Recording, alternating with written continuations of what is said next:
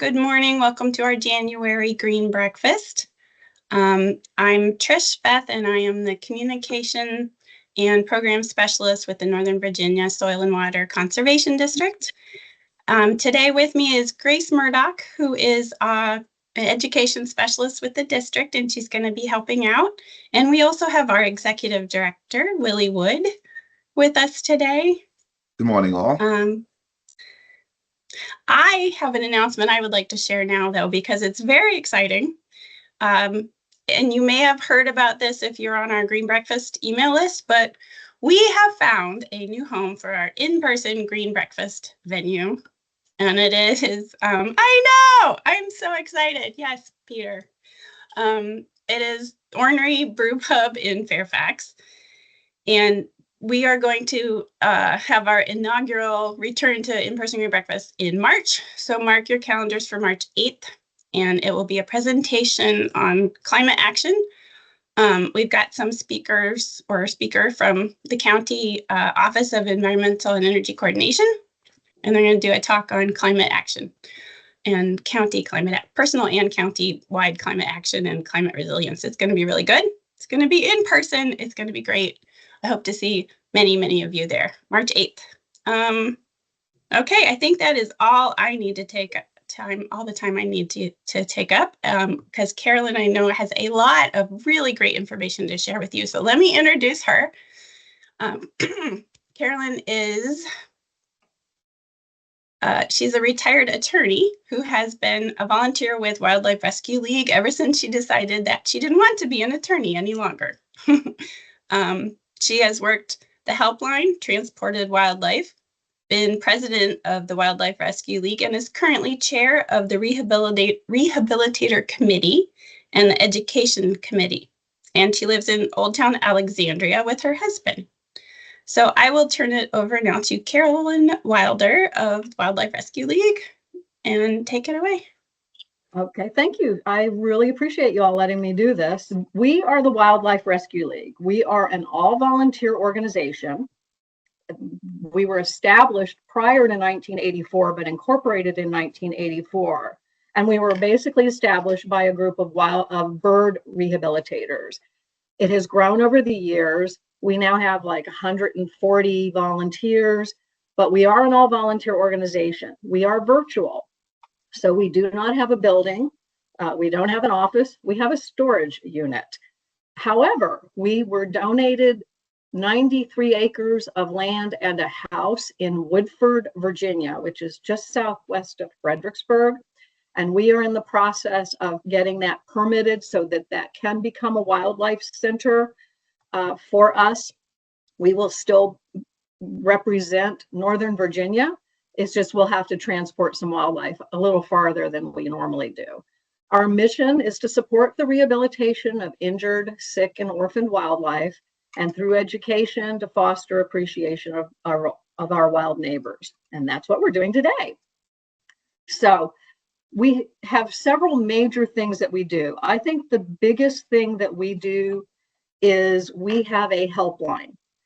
And if you find wildlife and you don't know if it needs help or you have a question about it, you can call our helpline. We will call you back and get information from you. And then we can either say, hey, it's fine, leave it alone, or put the bunny back, or yes, it needs help, maybe to be reunited with its parents, and we would tell you how to do that. Perhaps we would say, yes, it needs help because it's injured, and we would refer you to a rehabilitator that takes that species, or we would refer you to one of our partner vets who can treat it, and then we can pick it up from there. We also we have volunteers that will pick up from shelters and vets. So if wildlife is taken to one of our partner vets or taken to a shelter by one of the animal control officers or animal protection police in Fairfax County, then we do have volunteers that will pick up from the shelters and take the wildlife to the rehabilitators. We do not pick up from the public except in extreme circumstances, such as, people just can't get out or they don't have the ability to do that. But we're just not in a position volunteer-wise to go pick up from the public. We also provide food and formula, caging, medication reimbursement, vet reimbursement, continuing education, all of the things that our rehabilitators need in order to take care of wildlife. Rehabilitators by law are not allowed to charge for their services. So over the years, they have paid for all of their own expenses, and it is a lot. We have a budget of over $30,000 a year that goes directly to supporting rehabilitators' needs in those ways. So as the rehabilitator chair, I just finished placing orders for 12 different rehabilitators and their apprentices, with more coming in, ordering as much stuff as they need to get started with baby season. The third thing that we do is public education, such as what we're doing today. We talk to scout troops, schools, civic associations, garden clubs, master naturalists, senior centers, anybody that wants to learn more about wildlife and about what we do. We are willing to talk to them. We do not charge for those services because, as part of our mission, we want more and more people to understand how to interact and live with wildlife. Okay, next slide. So there are several laws in the state of the Commonwealth of Virginia and federal that we have to follow, as does all people. So it is actually unlawful to basically have wildlife in any form or fashion. Possessing it, buying it, selling it, bringing it in, bringing it out, letting it go on your own, unless you are permitted by the state or by the federal government. It is actually unlawful to destroy a nest that has eggs in it or babies, or to destroy dens that have babies in it, except for certain nuisance species. And we'll talk more later about the denning and the nesting stuff.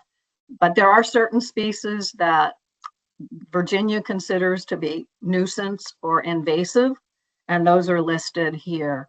The European starling, the English sparrow, pigeons, which, you know, we have a gazillion of, and they've been here forever, all of those, but for some reason they still consider them nuisance. And so theoretically, you are not allowed to rehabilitate those. You page down. You also are not allowed to trap or kill wildlife without a permit. You're not allowed to transport wildlife across state lines except for birds. They finally decided that since birds fly across state lines and don't seem to have a problem, we can do that too. You're not allowed to keep wildlife as pets in Virginia. Now, you'll see pictures posted all the time on Instagram and TikTok of people with their raccoons and their possums all dressed up in holiday fare. Those are in other states. They are not in Virginia. And it is actually illegal now to release balloons because birds eat it, fish eat them, they get caught, and the strings get caught on animals and it kills them. So it's no longer legal for you to release balloons in the state of Virginia. Next. Some more laws have to do with if you find wildlife.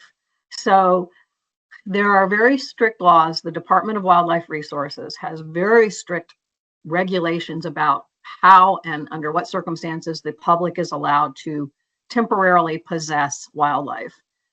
So if you find an injured squirrel, you are allowed to capture it, and you are allowed to transport it to a permitted rehabilitator. But you're not allowed to keep it for 3 or 4 days and try to feed it yourself. You're not allowed to try to make a bunny your pet. You're only allowed to have and possess these animals for so long as it takes to get them to a vet or a rehabilitator. The only care that you're going to provide, which we'll talk about in a few minutes, is basically keeping it warm, dry, and quiet. You don't feed it. You don't try to give them water. You don't say, oh, it's a squirrel, I'll give it nuts. You are not allowed to do anything unless you have talked to a rehabilitator and they have told you specifically what you can do. Then once that animal has gone to rehab, the rehabilitator is the one that will release the animals. You cannot come and get the animal and take it back to release it.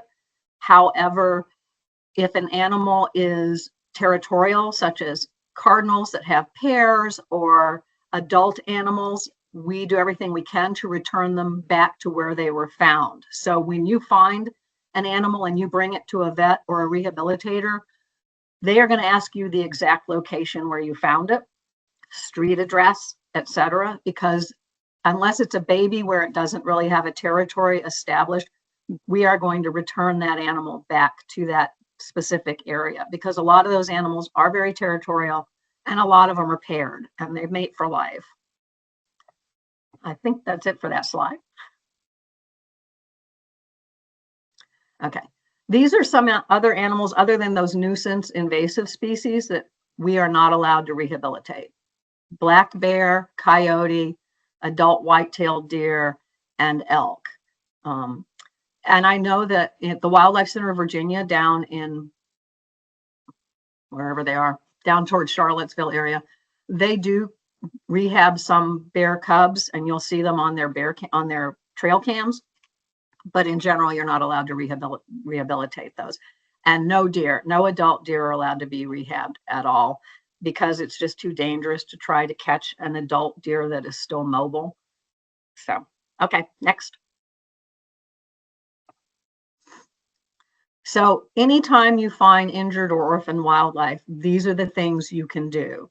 You will call our helpline, and the number is there, and you will see it several times. It's a voicemail activated helpline. So you're not going to talk to a live person, but you're going to leave a message telling them who you are, what you have, what the situation is, where you're located. And then we will call you back to give you specific information on what to do. You can handle the animal with gloves or a towel, but you do not want to handle them barehanded. They have mites and fleas, and they can bite. You put it in a box that is closed so that they can't get out. Put something in the bottom of the box, paper towel, and you put a heat source under part of the box or in part of the box.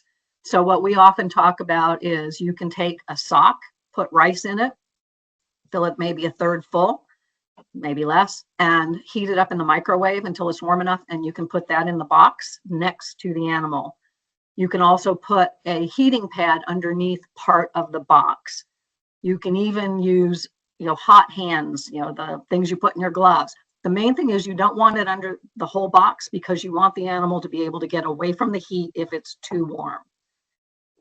And then you put the box in a dark, quiet place, and you leave them alone. You don't have the kids come in and look at them. You don't pick it up and play with it. Again, you don't feed them at all. And except for hummingbirds, which we'll talk about, but basically they can go into a state of torpor if they're in the dark and have been injured. So that's the one exception, but everything else, quiet, dark place, and you leave it alone until you can get it to a rehabber or a vet. And the reason you don't feed them, and we'll talk about it more, is people seem to think that you can feed a squirrel cow milk or goat milk, or that you can drop water into a bird's mouth and it will be fine. They don't live on cow's milk, and you can drown a bird or give it in pneumonia by putting water down its throat, having it go down the wrong tube. So it's just better to not feed it. They can go 24 plus hours without being fed and still be taken care of by the rehabber when they get there. Next. So now we're going to talk about some specifics on what you can do. Most nestling babies, they don't have feathers, they're blind, they can't hear, they can't feed themselves. They're basically completely dependent on their parents for food and warmth. But you will often find, particularly in the spring, that a nest has blown out of a tree, or a tree has been cut down with nests in it, and you might have a nest with chicks on the ground. If you can put that nest back up into the tree, that would be great, because then everything's intact, the babies are all there, they're going to make enough noise, mom and dad are going to find them. Next slide. But sometimes you can't reach the nest, or you find a baby on the ground, but the nest is still up in the tree and you can't reach it. If you can, it's great. Try to put it back in there, because birds really don't have much of a sense of smell. I know that our parents, mothers particularly, told us, don't bring that baby bird home. If you pick it up, its mom will not pay any attention. They'll abandon it. My mom told me that so I wouldn't bring baby birds home. However, they really don't have a sense of smell. So if you have to handle the baby bird, again with gloves, because they do have bugs, it's not going to keep the parent from taking care of it. So if you can get the bird back into the nest, that's great. If you can't, there are ways to build new nests. You can use those little strawberry baskets. Some hanging baskets work. If you can put the baby bird in something like that and hang it close to where that you found the baby bird, it's possible that the mom and dad will come back. Next slide. So if they, so what you're going to do is you're going to watch from afar, because they feed those babies frequently. I mean, there's one or the other parent there coming down, feeding a baby. So you can watch from your window. And if you see the parents coming and feeding the babies, you know you're good.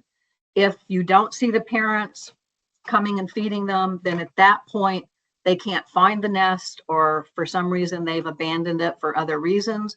Then you're going to call us, and we're going to tell you to put the baby birds in a box, keep it quiet and warm, and we will direct you to a rehabilitator in your area. The main bird rehabilitators that we have in this area are in Annandale and in Alexandria. So that's good, because you guys will be able to get those birds to them easily. When we get calls from farther out, sometimes they may have to drive an hour or more to get them to a rehabber. Again, don't feed them. Don't give them water. We don't want to drown them inadvertently. Okay, next. So the next stage in a bird's life is a fledgling. So here's a picture of a fledgling. They have most of their feathers. They have short tail feathers. And at some point they jump out of the nest, or mom and dad push them out of the nest and say, go get a job. Okay. They are on the ground. They will not be back in the nest. If you put a fledgling back in the nest, they are going to hop right back out. They are past that stage. They are getting ready to learn to fly. So you will see these on the ground hopping around. They look like Woodstock from the Peanuts cartoon. They're flipping and flying. They jump up on a bench. They jump down. They do this. They're learning to fly. It takes several days for them to do that. They don't need our help. They just need to be left alone. And if you watch them from afar, you will again see the parents coming down and feeding them on the ground. So then we get calls that say, oh, this bird has a broken wing. It's got one wing down on the ground. Well, look at it as being a form of tricycles. They are still trying to get their balance, so they will often put a wing down to balance themselves as they're learning to walk around and fly. That is not an issue. Okay, next. However, if you see one lying on its back or its side, or it has flies around it, it definitely needs help. So I had blue jays for the first time in my backyard. I had blue jay fledglings this summer, and the first two did great. They come down one at a time. They don't seem to all jump at the same time. They take their turn. And the first two did fine. The third one couldn't keep its balance. It couldn't walk in a straight line, couldn't fly. That had neurological issues, and there was nothing that could be done about it.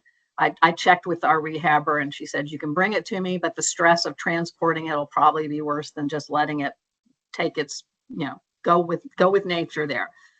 But if you find one, that's still alive, seems to be, having trouble, you can call us and we will refer you to a rehabilitator. Next slide. So these are some of the issues that you will run into with songbirds. They run into windows. They run into car windows. They see their reflection in a car or a mirror, and they might attack it. With window strikes, they can see through the window and they see your plants in your living room. Or with the high rises and the lights are on at night, they lose their sense of direction because they navigate by the moon. So you will have window strikes frequently during migration season, which is April, May, and October, November. If a bird hits a window and you find it on the ground, there are two streams of thought on what to do. We say, put it in a box, set it somewhere in the shade, and leave it there and see if he recovers, because sometimes they just kind of knock themselves silly. They shake it off after an hour and they fly away. Other centers want all of those birds to come to a center for treatment because they are concerned that there's neurologic damage. We don't have that ability. And our rehabber says, if you take that bird away, now there's less birds taking care of the nests. Better to let it try to survive on its own. So if you call us about a window strike, we're going to tell you to set it in a box out of the sun, out of danger, and wait and see if it flies away. If it doesn't, then it needs to go to a vet. Birds in dryer and stove vents. These are mainly starlings, and again, legally, we're not supposed to rehab starlings, but what you can do is if you have a nest in that vent, you can take a gallon milk jug, cut a hole in one side, pull that nest out of the vent, put it in the jug, and hang it close to where the vent was. And there's a very good chance that the parents will find the babies and go ahead and take care of them there. And in the meantime, you will then screen up your vent so it can't get in again. Nests in wreaths and other undesirable places. There are very often people have wreaths on their doors in the spring. Once they make a nest there, if they have eggs or babies in it, you can't move it. So if you see a nest being built in a wreath or somewhere that is very inconvenient, like on your front door, you can tear that nest down as long as there's nothing in it. But once there's something in it, legally, you can't destroy the nest until after they have fledged and left. Now, if you have a wreath and you have no other way of getting in and out of your front door, if there's a way to move it like over to the side, like on a side wall, close enough to where it was, you can get away with that. But otherwise, you're going to have to find another way in and out of your door until, for several weeks. Conjunctivitis, crusty eye disease, now avian flu. We're getting all sorts of stuff. If you have birds and you see that their eyes are crusty or swollen, take down your bird feeders, because it is conjunctivitis, crusty eye disease, avian flu, West Nile. Those are all very contagious diseases. And if you have a feeder with multiple birds, they're going to spread it. So if you see birds with crust on their eyes, etc., take down your feeder, sterilize, clean it and everything, but don't put it up for a while because you don't want to be spreading the diseases.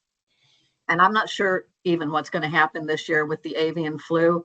I worry that we may reach the point where we won't be able to rehab waterfowl or even some birds because of how contagious that is. So we're going to have to wait and see what happens. Birds in the chimney. If you have birds in your chimney, they are chimney swifts normally. They take off from vertical, so they don't walk around. They have different feet. They don't walk around on the ground and fly from the ground. They fly from vertical. So if you have them in there, they're federally protected, so you can't just smoke them out. You do not want to do that. You just have to wait till they fledge and fly out on their own. Bats, which we'll talk about later, also like to live in chimneys. And the way you can tell the difference about what you have is if at dusk you look and the things flying out of your chimney, you have stuff flying out at dusk, those are bats. If they're flying in at dusk, those are chimney swifts. And again, if you don't want them in your chimney, cap your chimney so they can't get in. And then there are glue traps and lead poisoning. People use glue traps to catch and kill rodents. Unfortunately, then other animals see the rodent on the trap, and they come down to it and they get stuck. Snakes get stuck, birds get stuck.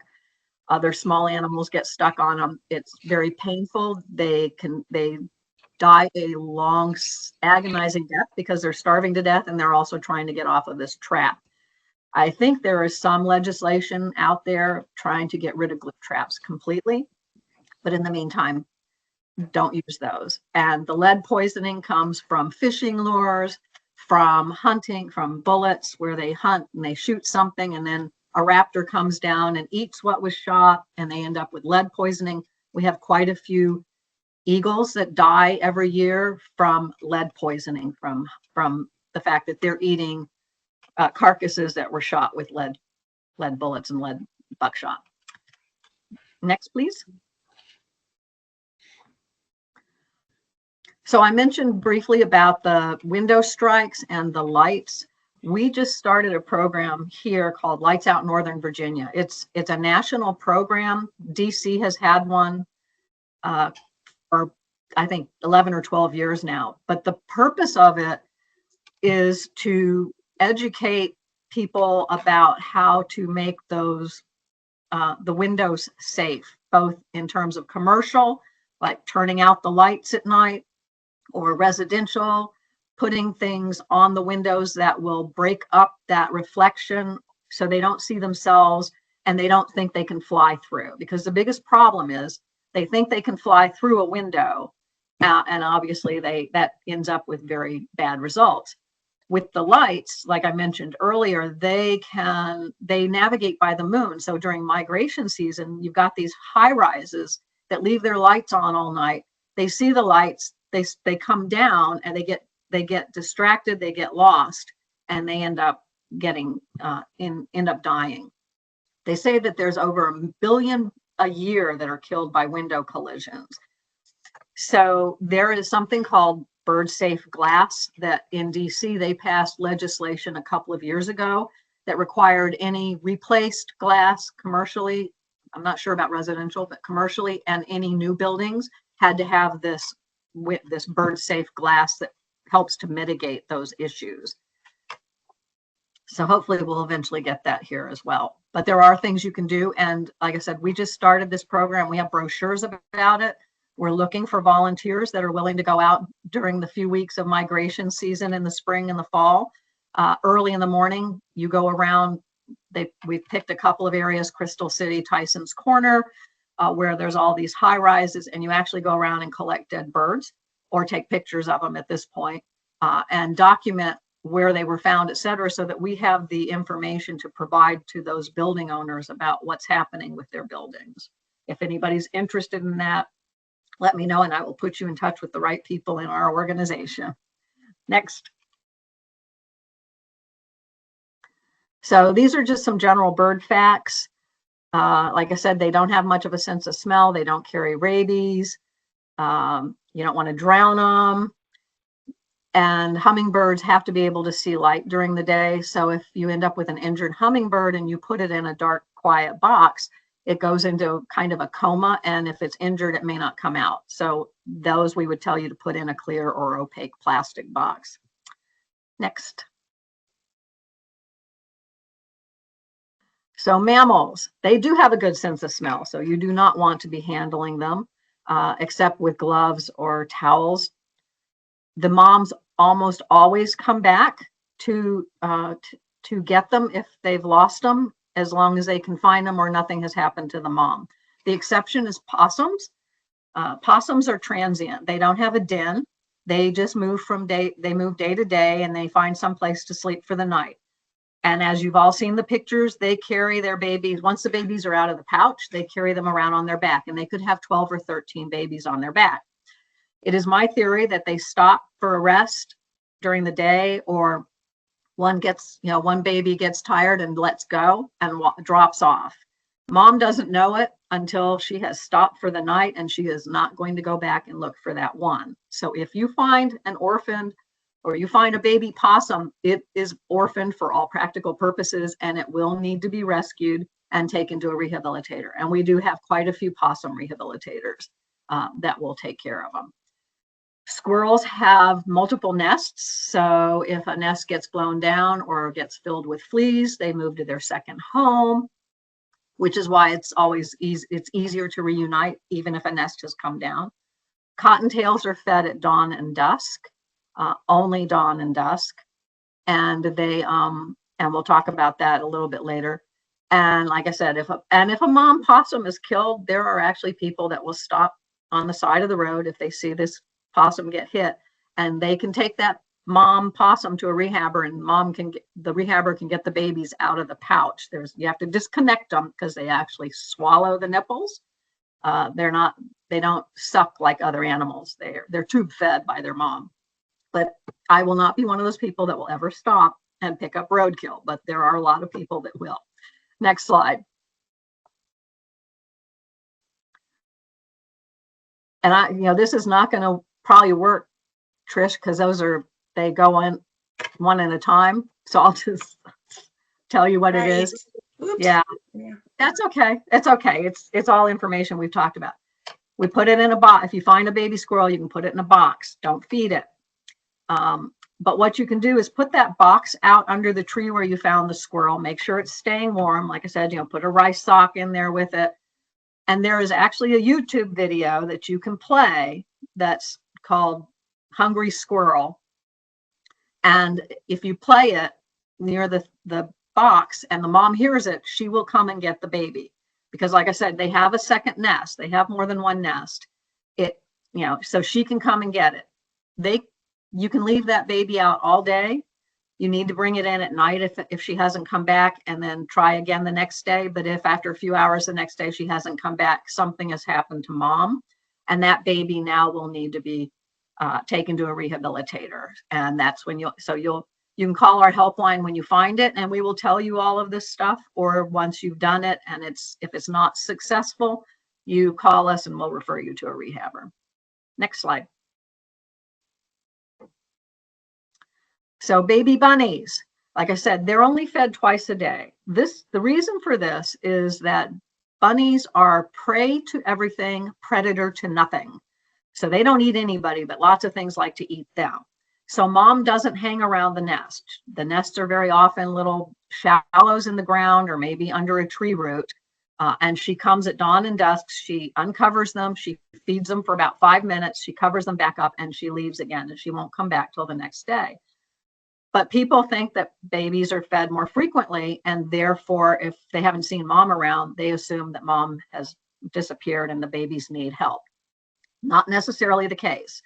You can check, and if you see baby bunnies in a nest, you can cover that nest back up, maybe put some twigs across it or string or something, and then check it the next dawn or dusk. And if those have been moved, mom has been back and the babies are fine. The biggest issue we run into with baby bunnies is either your dog finds them and brings you a bunny, and so now you have to go find the nest and put the bunny back, or when you go out in the spring and you start mowing and weed whacking, you accidentally mow over a nest, because like I said, they can be shallow indentations in the ground covered with grass. So if you see a brown spot in your yard before you mow, check and make sure it's not a nest. The other thing is, if a dog or cat does bring you a bunny, it probably needs to go to a vet or a rehabilitator, because they may have a puncture wound and they will need antibiotics. But otherwise, watch from a distance, or, like I said, put stuff over the nest so you can tell whether mom's come back and if she has. And they wean very quickly. It's just a couple of weeks.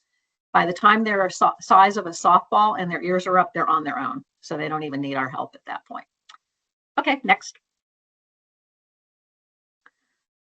So we talked about baby possums. They will need to go. If this is my slide, this is a cute little video of the possums drinking milk in rehab, but you'll have to take that on my word and imagine them, eating and drinking and having a good time. Next. So we do have species that can carry rabies. They are called rabies vector species, and that is transmitted through saliva, brain fluid, not blood. Raccoons, foxes, groundhogs, skunks, etc. Possums do not carry rabies. Their body temperature is too low to sustain the virus. At one point, the state was trying to add them to the list, and the opossum organization provided data showing that horses get rabies more frequently than possums, so they decided not to add them to the list. The fact that you see raccoons, foxes out during the day is not a sign of rabies. When COVID hit and everybody started working from home, we got all sorts of calls about these animals out during the day. They must be rabid. And it's like, no, they're out during the day because maybe they have babies in a den and they need to get out and get food while the babies are still sleeping. And the thing is, we just hadn't seen them before because we weren't home during the day. So that is not necessarily a sign of rabies. and you see some of the symptoms. Those are also symptoms of distemper. If you see any of that, you call animal control. They will come, they will trap the animal, and they will have to euthanize it because that's the only way to test to see if it had rabies. Next. So some of the issues we have around here is the deer eating all of our wonderful landscaping plants. We have raccoons and squirrels that will get down the chimneys. If you haven't capped your chimney, this is a possibility. The difference between squirrels and raccoons is adult raccoons can climb back out of a chimney. They are the only mammal that can actually climb back out. But if you have a squirrel in your chimney, the only way you're going to get him out is through your fireplace. And I've had to do that. We talked about mowing and weed whacking the bunnies. Foxes, raccoons, skunks, they love to den under your deck, or maybe under a hole under your shed. And again, you are not allowed to relocate them when they have babies. You're actually not allowed to relocate them off your property no matter what, but you're not allowed to try to take them out and move them somewhere else when they have babies. We talked about tree trimming. If you need your trees trimmed, do it really early in the spring before the squirrels and the bats and the birds start nesting in the trees.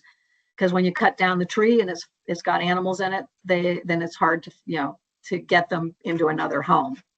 So do that way before nesting season begins. And then there is mange, and I think that's on the next slide. Yes, there it is. So we get lots and lots of calls about foxes, primarily foxes with mange. And this is a good example of a fox with mange. It spreads, it's itchy, they're scratching, it's mites that get under their skin, creates infections, and they reach the point where they can't hunt because they're so busy scratching, they can't regulate their body temperature, and eventually they can die from it if it gets bad enough. There are all sorts of hoops you have to jump through, and I think the next few slides talk about it, but in the interest of time, I will just tell you, the public cannot medicate wildlife. So you are not allowed to go out and buy medication to give to foxes. We used to think that was the way you could do it, but we were told no. Only a rehabber or a vet can actually provide the medication for animals with mange. The good thing is we have a couple of rehabbers that will do that, and there is a medication now that's a 1-dose medication. So if it's a mild form of mange, if it's been trapped, and the public can trap them, they just can't do anything with it once they trap them. But if you trap one, we can get a rehabber to that animal. If it's a mild case, they can give it a dose and let it go. If it's a more severe case, the rehabber will take it back to their home and treat it there, and then it will get released there. Okay, next slide. So keep going. Those are some of the reasons. Okay. Those are some of the reasons why they don't want you doing it is they don't want you to get bitten, because if it's a fox, that could have rabies, and now it gets killed and you have to get shots. The medication they used to give to the foxes was actually toxic to some large dogs. And you never know it, because that medication, which was ivermectin, was a 2-dose thing, 12, 14 days apart. You never knew if you got the same fox again. You had to keep feeding them through the whole 2 weeks. So that's why they don't. That's the state's reasoning for why we aren't allowed. The public is not allowed to medicate. Okay. So fawns. Fawns are like bunnies. They are prey to everything, predator to nothing. So when a fawn is born, mom puts it in a safe place, usually before daylight. So that fawn may be in tall grass, might be under a tree. Sometimes they put them beside a house, next to the house, because then they're protected. Occasionally they put them on your deck, thinking that that's a safe place because it's dark at night. But basically, mom stays away and comes back and feeds the fawn twice a day, dawn and dusk. And she tells that fawn to stay still, don't make any noise. And the spotting on the fawn, because of the way sun hits it, it camouflages them, so they're harder to find during that time frame. Next. So if it hasn't moved at all in 24 hours, or if it is crying incessantly, or if it has flies or anything else wandering around, then it may need help.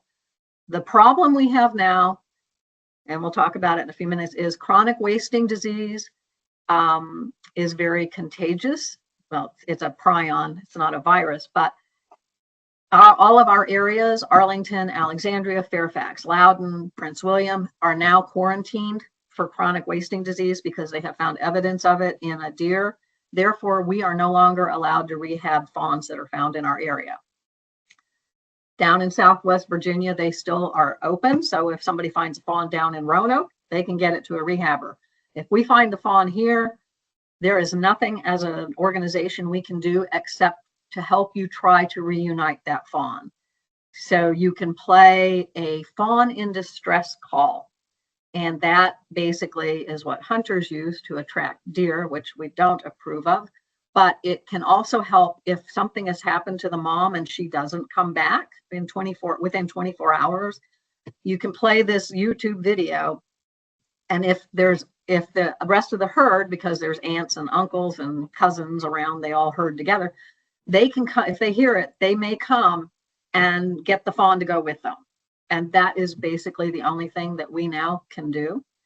I don't know how the public is going to handle that, because nobody's going to want to sit there and watch a fawn die, but there's absolutely nothing legally that can be done at this point. So just be aware, you want to try to do everything you can to get that fawn reunited with an adult. Next. So again, I told you earlier, it's against the law to rehab adult deer at all. Back legs or injuries are survivable. There was a deer in Alexandria, Arlington area several years ago that had an arrow in its head. It lived for years. They can survive a lot of stuff, but if they're immobile, if they've been hit by a car, if they can't get up, the only solution there is animal control or animal protection police will have to come and humanely dispatch it, which means they'll shoot it in the head. So, unfortunately, we can't do anything about adult deer. But just as a little tidbit, some people find fawns and they want to cuddle with them. Well, be aware that fawns, deer fur prevents them from getting poison ivy, but they can have poison ivy on their fur and you can get it from handling. And one of the animal control officers in Arlington talked about, people that would pick up a baby fawn and cuddle it. It's so cute. And they'd end up like poison ivy all over their face. So don't cuddle your fawns. Okay, next. So this is just some information on chronic wasting disease. The symptoms may not show up for years, but they can be carrying it. Again, it's prions and it can get into the brain and everything. So there are special rules for hunters on how to field dress deer. They're supposed to actually take the carcass to a station or something to have it tested. And that's how they find out if chronic wasting disease has made it into a county. Once they have found it in a county, then that county is quarantined and you can no longer rehab fawns in that one. And these are the counties, some of the counties, there's 21. I figure within the next 5 years, there will be no fawn rehab in Virginia at all because of this. It started spreading from Colorado and has just worked its way east. So next. All right, relocation of wildlife. We keep thinking, oh, well, if I find a squirrel in my attic, I'll just take it down the road. Or, if there's a raccoon that's bothering me, I'll trap it and I will take it to the nearest park. No, you won't. It's against the law to relocate it off of your property. And these are some of the reasons why. It's kind of if you decide to move to a new city, but you haven't found a house, you don't have food, you don't have transportation, you don't have a house. And there are other people there that maybe don't want you there. And that's what happens to animals. So if you relocate them into a lovely park and you think they're going to be very happy, they will most likely die. So the state has said you cannot relocate. Even pest control companies are not supposed to relocate. So if you hire a pest control company and they come and get the squirrels or the raccoons out of your attic and they take them away, they're supposed to, by law, euthanize them if they've taken them off the property because they're not supposed to remove them from the property. There are humane wildlife conflict management companies, but there's no certification for that. So you just have to ask a lot of questions. And that may be the next slide. Yes, it is. Look at me. They can use the word humane, but there's nothing that says they are. So you want to ask questions. Ideally, what they are going to do is they're going to figure out how the animal got into your house, where that hole is, so that you have that information. Then they can go into your attic or wherever. Most of them are in the attic. I had them between floors of my townhouse. And you will go in there. They will put an excluder device in the hole where they came in, so that when the parent leaves, when the mom leaves the attic to go eat, she's not going to be able to get back in. Okay. Then they will collect the babies, make sure they have all the babies out of the attic, and they will put those babies in a box outside of your house. And mom will then come and find the babies, and she will take them away one at a time. Because like I said, they all seem to have more houses than we do. So mom squirrels are going to have a second nest, raccoons, are going to have another den somewhere, but it may take several trips to carry them one at a time to their new location. But the advantage of that is mom can't get back in, so you don't have to worry about her. The pest control company and management company removes the babies out, so they're not going to starve to death up there by themselves. And then mom's going to take them to another home. Any other way of doing it, when they trap the raccoon mom or they trap the squirrel mom and they take her away and they leave the babies in the attic, the babies are going to die. So the theory is you follow this type of process. And then, of course, since you know where the hole is, you have somebody set up to come and fix it so they can't come in again. Those are the types of things you want to ask a company before you hire them to remove animals from your from your attic or wherever they are. Next. So I told you that they often did under your deck, if people have barns, etc., and you're not allowed to relocate them off your property. But you can try to talk them into leaving on their own. So you can make it inhospitable for them by playing loud music under the deck, having bright lights, odors, balloons. Jen Toussaint with Arlington swears that SpongeBob SquarePants and Dora the Explorer Mylar balloons are the best ones to get them to leave. She says that from experience. I haven't had to do that. But what you want to do is get them to move out on their own and then seal up wherever it is they were so that they can't get back in. Or you leave them there, let the babies wean. Watching foxes play and learn how to hunt and pounce is so much fun. And then once they've weaned and they will leave. They don't just stay around. They're going to wander off. Then you can seal up or fence in the deck, whatever, underneath so that you don't have another family the next year. Next. Habituation. Because we are so urban and we've taken over so much habitat, these animals and birds have learned to live with us, probably better than we've learned to live with them. But there are ways to kind of keep them from doing that. But the reason you don't want them to become habituated is because if you feed them, other than birds, which birds are really the only thing we're allowed to legally feed, they become used to being fed, and then they're not able to forage on their own. They may lose their fear of humans, and that can cause problems because they run into the cats and the dogs and the cars. You may love having deer in your yard and you feed them, but your neighbor may not be so happy about it, and that can cause issues there. So there are several good reasons why you don't want to encourage habituation. Next slide. So these are some ways that you can keep from feeding them. As you all probably know, raccoons are notorious for being able to get into garbage cans. And so you either have to have a lock on them or you bungee cord them if they're creating problems. Don't leave your pet food out at night because raccoons love pet food. They love cat and foxes, they all love it. It's great food for them.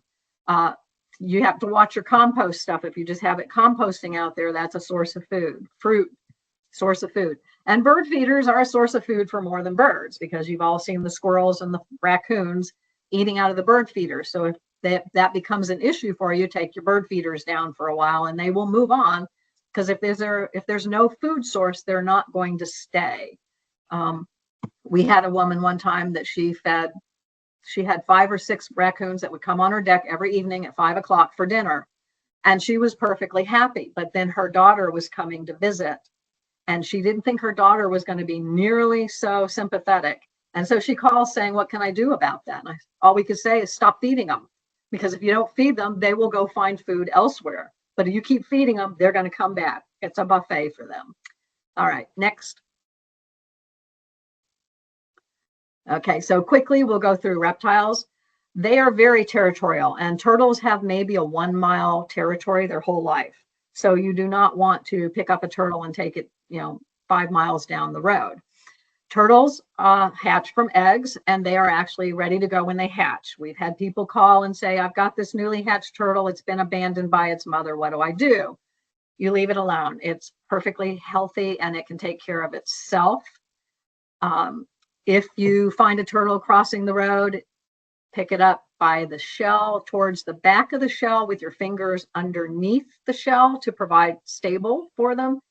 But keep your hands far enough back that their long neck, they can't reach back and bite you.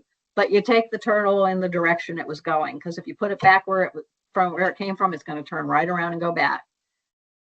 And red-eared sliders, which are those pet store turtles, those are invasive and non-native. And if you find those, we can't release them back out. So then you have to find somebody that's willing to keep it as a pet, and they can get large as well. All right, next. It is now against the law to possess the box turtles. Used to be people could have, I think, up to 3 box turtles as pets, but they've become endangered. And so now you can no longer have new box turtles as pets.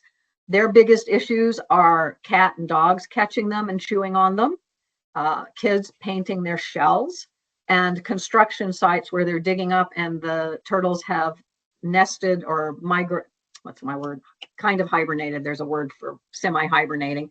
In the fall and the winter, when it's too cold, they just go underground and they get dug up accidentally. So those are the big issues that we run into with turtles. We have several people that will rehab turtles. They can do things, taping the shells, etc., and they can be released. But again, we will ask you exactly where they were found, because they will be released back to exactly where they were unless it got paved over. And then we'll release as close as possible, because like I said, their territory is about a 1 mile radius. Next. So that's what we talked about. Weed whackers and lawnmowers, another problem for them. Go on. And then snakes, people love them or hate them. They do eat birds, bird eggs, they do eat baby birds, but they also have issues with us because they can get caught in your tomato netting. And if they get it, so you've netted your garden to keep other animals out. If a snake gets caught in it, they start spinning. And they just get more and more tied up in that netting. And a rehabber or a vet has to actually go in and cut that netting off, and it is cut into their skin. And so they actually have to be rehabbed. And they have the same issue. This is a picture of a snake caught on a glue trap because there were bugs on the trap and they went after the bugs. Or maybe there was a mouse on the trap and they went after the mouse and they got stuck. And the rehabber has to get them off. You would just, if you have that situation, you can take the whole thing to the rehabber and there's a way they can soak them off without damaging their skin, but then they have to go through rehab. Next. So these are the times when you will intervene. I've told you lots of times where you don't have to do hardly anything. They're perfectly fine. I say my personal mantra is put the bunny back. But these are situations. If you see flies, worms, if they've been caught by a cat or dog, because like I said, there's a puncture wound, even if you can't see it, there could be, and they will need antibiotics. If you see injuries, if you know for sure the parent's dead and you can't get it reunited, if it's cold, then window streaks. And if you see squirrels running up to you, usually juveniles, if a squirrel runs up to you and looks like it's begging or whatever, they've been orphaned and that's going to need help. Okay, next. So these are some of the things that have come up on how to help wildlife. They talk about leaving your leaves in the fall and winter so that they have somewhere to nest. Like I said, trim your trees before spring. Make your windows more bird friendly. Put out fresh water during cold months. And you can become a rehabilitator or a volunteer. Next. And these are some of the resources, other than us. These are other places you can go for information on wildlife.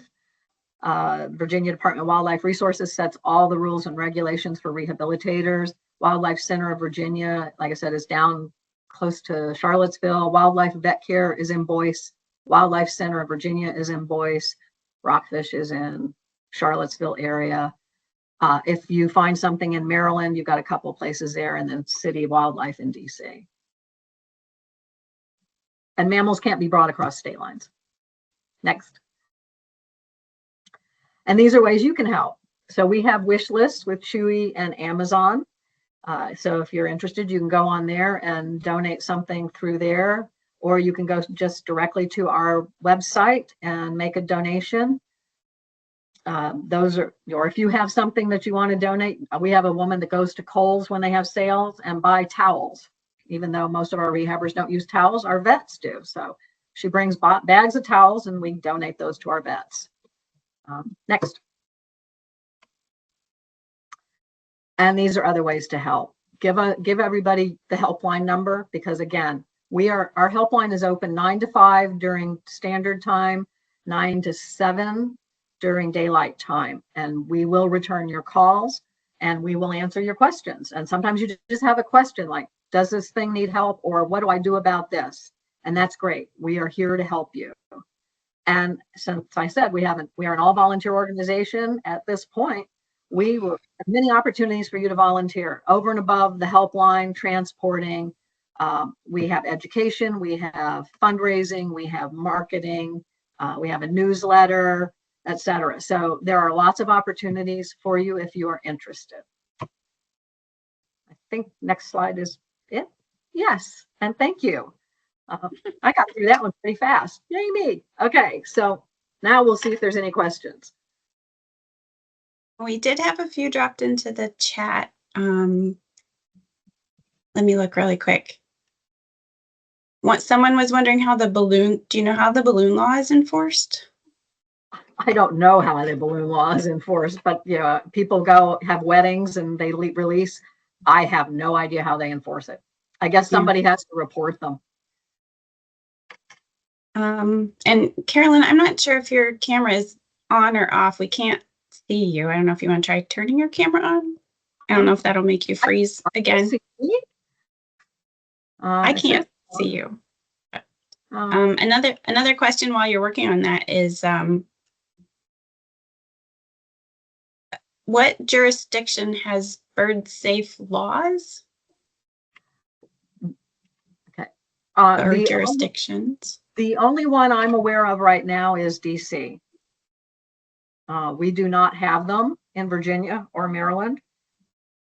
Linda, I think, also asked, if snakes find their way into your homes, will they leave in the same way that they came in? I don't know. They're not going to leave as long as it's nice and warm inside and it's cold outside. That's what I was thinking. And so I'm thinking you're going to need to take them and put them back outside. But yeah, of course, the problem is if you don't know how they got in, they're going to come back in. So unless they put up little arrow signs that say exit, I think it's going to be hard to find out how they got in. And I'm sure when it warms up outside, they will go back out, but that could be quite a while based on our current thermostats and temperatures. So yeah, I don't know about that one. Okay, and then did the Wildlife Rescue League take over for the former Raptor Conservancy of Virginia run by Ken Knoll? Was it Ken? I don't remember. They did not. We did not. We, again, because we're virtual, and I look at Wildlife Rescue League currently as an umbrella organization. So all of these rehabilitators, they work out of their homes, except for the centers, the Wildlife Center, Rockfish, Blue Ridge, they have centers, but the rest of these rehabbers that we have 30 some rehabbers that we work with. They all work out of their homes. So some of them do take raptors, but no, basically when Kent passed away and the Raptor Conservancy disbanded, Dr. Belinda Burwell in Boyce, which is wildlife vet care, I believe. She does a lot of raptors. She has a big flight cage. Blue Ridge Wildlife Center does a lot of raptors. That's usually where we will send our raptors when we have calls. And for raptors, you almost always end up with animal control or a rehabber going out to catch it, because they have very strong talons and very sharp beaks. And so we don't usually recommend that the public try to catch an injured raptor. So animal control is often involved in that, and they will take them to those centers. Let's see. I know that there was a lot of comments in the chat about attracting deer to your yard and not deer. Who wants to attract deer to their yard? Nobody. Attracting wildlife to your yard. And some comments about that. It's not really the topic today, but it is an important topic. I don't know if you have any thoughts on that as far as how that integrates with rehab or orphans or anything like that, Carolyn?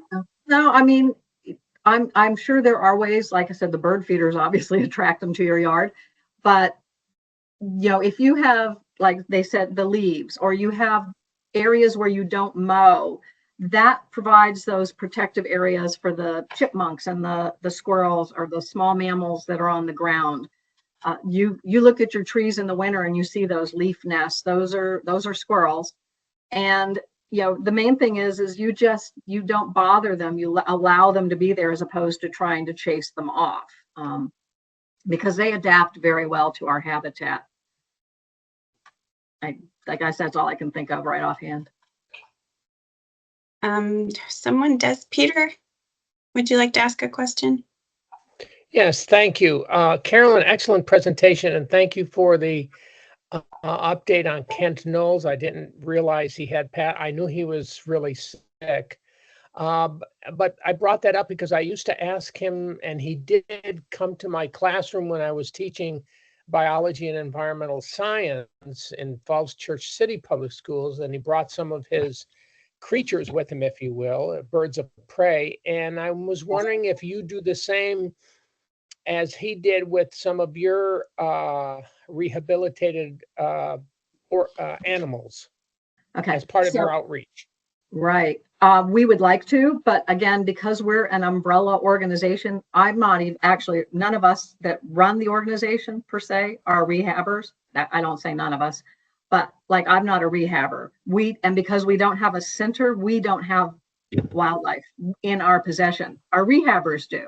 And some of our rehabbers do have educational animals. You can't bring just a rehabbed animal in. They have to be educational. So Kent's raptors were all non-releasable raptors.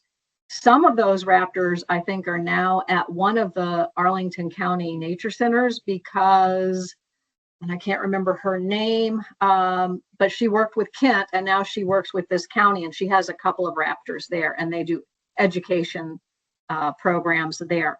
Another group that's a nonprofit is called Secret Garden Birds and Bees.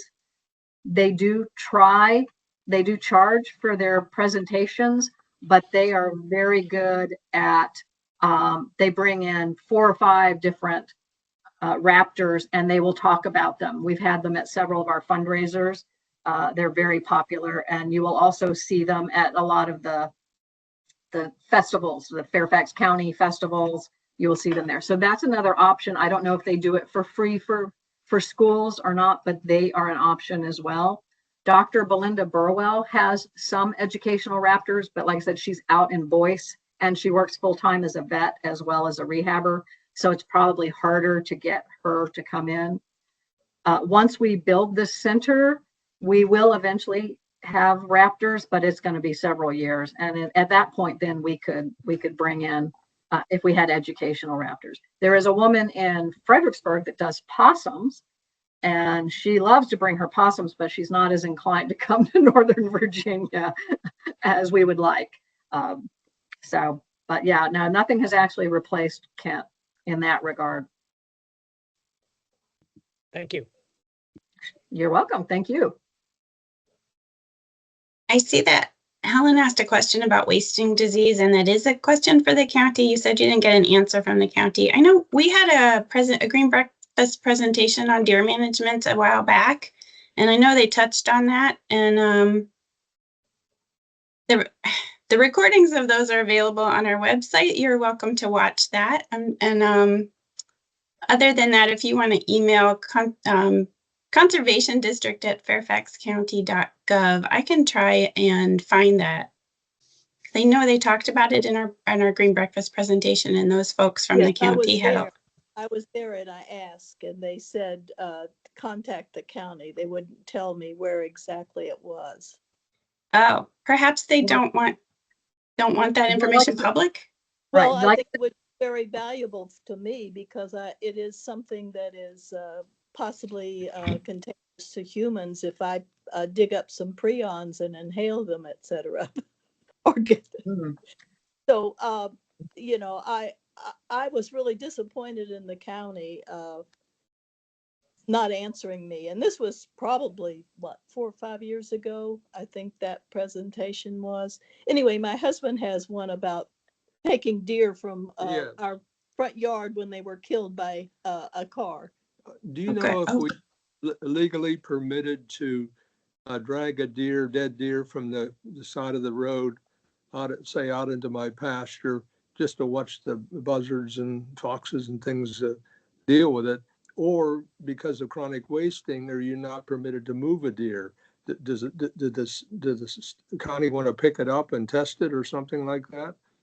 That's a good question. I don't know. I know that the opposite issue has come up where a deer has died on your property. And so theoretically, you are responsible for disposing of it. And so we have often suggested pulling it off into the street so the city or the county will take care of it. But I haven't heard of pulling one the other way. So that's a good question. Well, we did that about 5 years ago. Times. Yes, because we have a lot of deer. We have too many deer actually, but we do love to watch them, but not the squirrels. We even had they're pesky, but we even had an eagle land on it. A dead deer was fed by a female eagle. The one that was killed when we went for a walk, we came back and there was a dead deer in our driveway.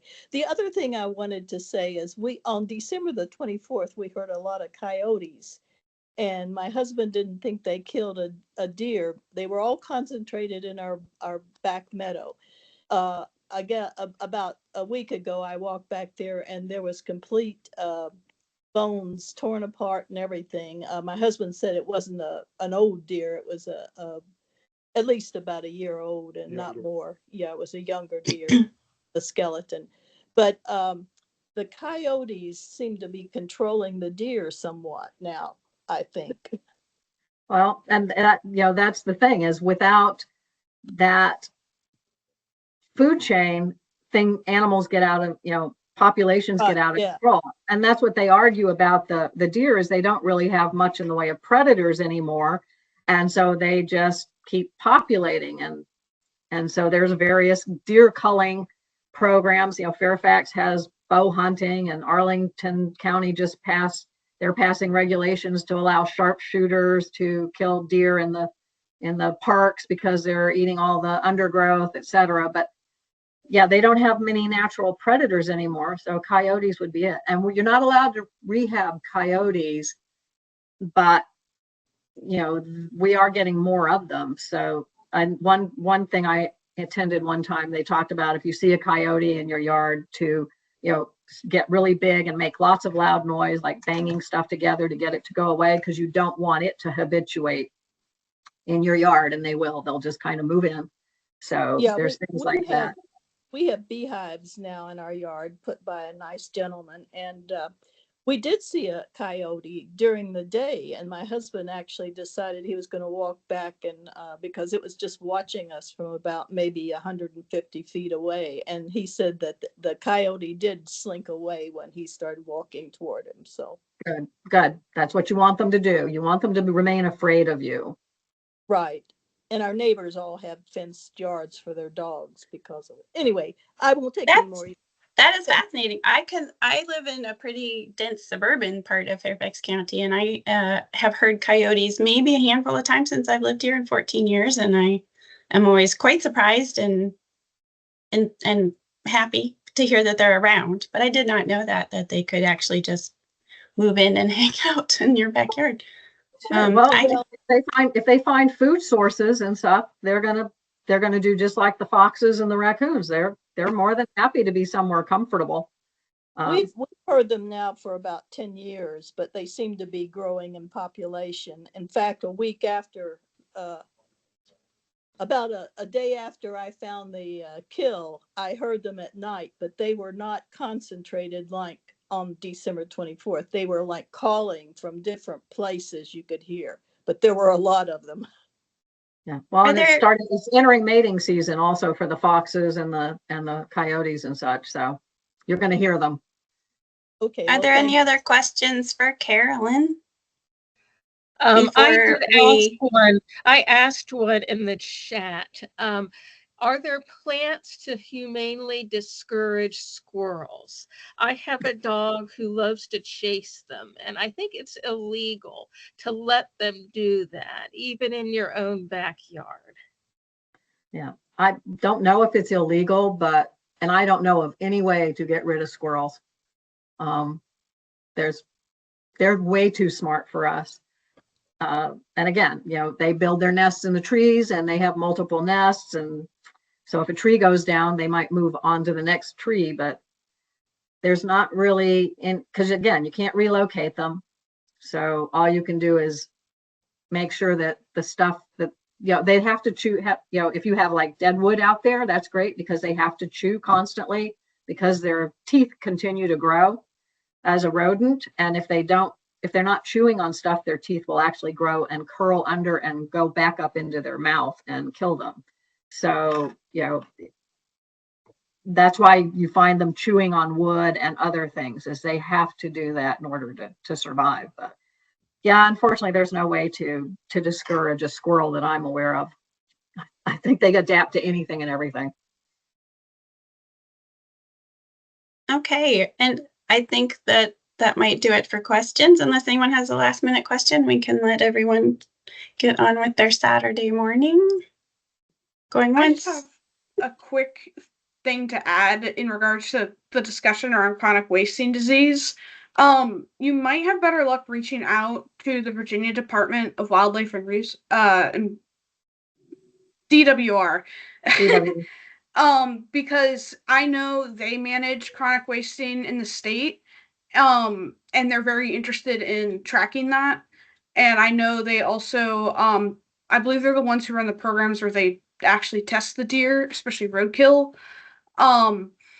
So they're just probably going to have more resources and more of an overall understanding of how the disease is functioning in Virginia. So you might have better luck getting some of your questions answered if you contact them. Thank you for that, Grace.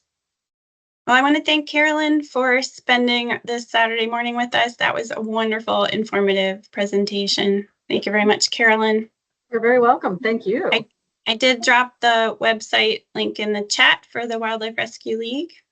And thank you all for attending. And I hope to see many of you in person in March for our next green breakfast, which will only be in person, not hybrid. Not doing that. Only in person. Thank you all and have a great rest of your day. Thanks for joining. Thank you so much, everyone.